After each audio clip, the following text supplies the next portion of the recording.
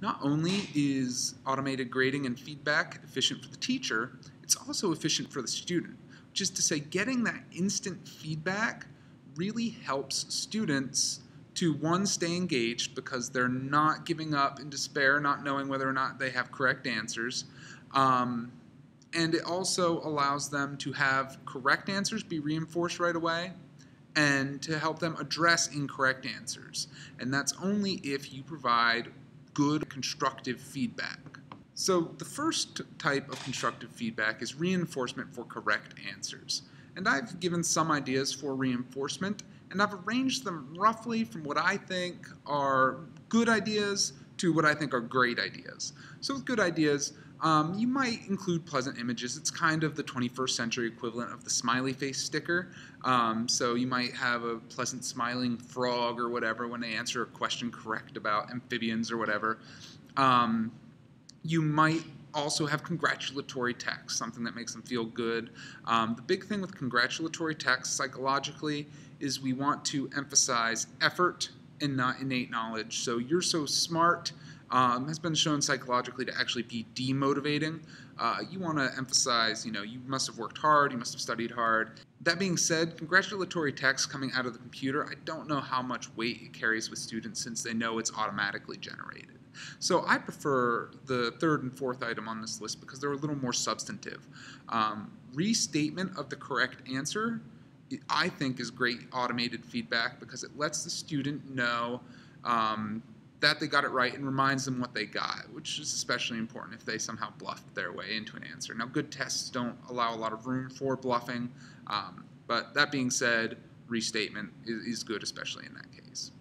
But I think even better is scaffolding for the next step, sort of building in just a little bit of extension for students. So if they get a question correct, sort of directing them to how it's going to be used in subsequent units or lessons could help to keep them thinking even as they're looking at feedback and be something a little more substantive and constructive than just good job, awesome, etc. Flip side, addressing incorrect answers is also very important.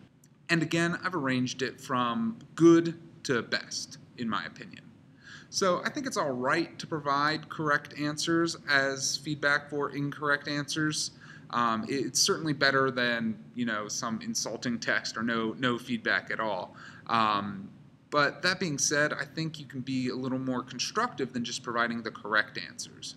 I think a better idea would be to ask a question that should hopefully direct the student to the correct answer. So if a student has misapplied a concept, you might ask a pointed question, something like, well, why didn't you apply this other concept? And hopefully that will help them to get to the correct answers themselves. And even better, and in fact I believe the best feedback for incorrect answers is to provide students with a resource leading them to the correct answer. So if they obviously didn't understand a particular lesson, embedding the content that will help them, directing them to a particular lesson, a particular video, a particular reading, whatever's appropriate to that question. And obviously that does assume that the students are going to self-remediate. That's more likely if you allow multiple attempts, and we'll talk a little bit more about multiple attempts in subsequent lessons, but I think multiple attempts on formative assessments with feedback giving direction to remedial resources is a great idea. So in this lesson, we saw that online tests are valuable because they are self-grading and because they provide automatic feedback. This value, however, is moderated by the fact that they are more effective for testing questions with objective answers. This means they serve a purpose of adding additional assessments to our classes, but they should not become the primary means of assessment. Do not let them displace open-ended assignments. They are great for pre-testing and assessment prompts, though.